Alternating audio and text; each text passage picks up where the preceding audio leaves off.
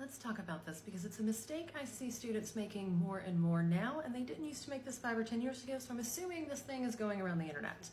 What was the Three-Fifths Compromise, and how did it give extra power to the South? It did not disadvantage the South. So the Three-Fifths Compromise is one of the big compromises that goes into making the U.S. Constitution.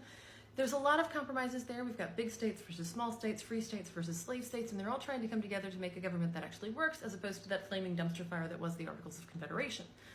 So one of the big things they've got to compromise on is slavery, because the South says if slavery is not protected, they'll walk, they won't be part of this government, and a lot of those free states don't want slavery to be explicitly protected, and they don't want it mentioned in the document, which is, the latter part of that is what happens. They talk about slavery, but never mention slavery itself. They use euphemisms for it.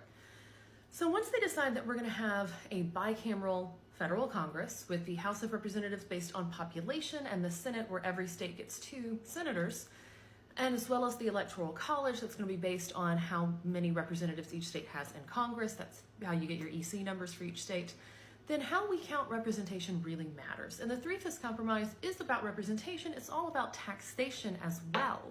So what they're trying to decide here is how enslaved people would count, both for representation, so that you can determine how many reps states get in Congress and the Electoral College, and for taxation, because at the time they have things called direct taxes, where they're taxing land, buildings, cattle, and enslaved people. So the South wants it both ways here. They want enslaved people who they are claiming are property to count not as property for taxes, and as people for representation.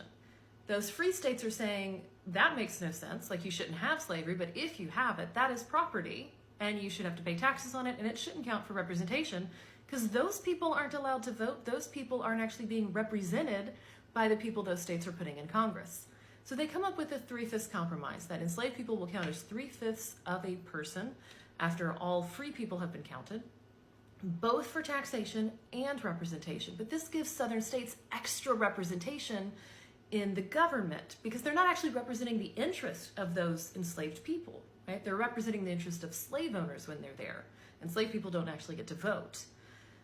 So what they do with this extra power is they prevent those taxes from being passed in the first place. Very few of these taxes ever go through, so the North never gets its kind of side of this deal, and the South gets way more than anyone kind of thought when this thing was passed. Thomas Jefferson would not have won the presidency in 1800 without the Three-Fifths Compromise.